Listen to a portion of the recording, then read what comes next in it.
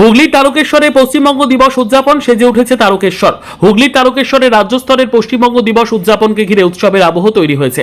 ইতিমধ্যেই সেজে উঠেছে গোটা তারকেশ্বর শহর। অনুষ্ঠানের মূল কেন্দ্র হিসেবে বালিগড়ি মাঠে তৈরি করা হয়েছে বিশাল মঞ্চ। পাশাপাশি দর্শক ও অন্যান্য ব্যবস্থাপনার জন্য তৈরি হয়েছে একাধিক হ্যাঙ্গার এবং সংলগ্ন এলাকায় নির্মাণ করা হয়েছে হেলিপ্যাড। তারকেশ্বর বৈদ্যবাটি 12 নম্বর রোডের পাশে অবস্থিত বালিগড়ি মাঠেই অনুষ্ঠিত হবে এই বিশেষ অনুষ্ঠান।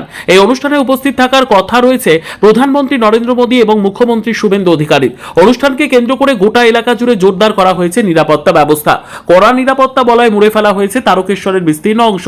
পাশাপাশি রাস্তা জুড়ে প্রধানমন্ত্রী, মুখ্যমন্ত্রী এবং শ্যামাপ্রসাদ মুখোপাধ্যায়ের বড় বড় ছবি দিয়ে সাজানো হয়েছে এলাকা, যা উৎসবের আবহকে আরো উজ্জ্বল করে তুলেছে।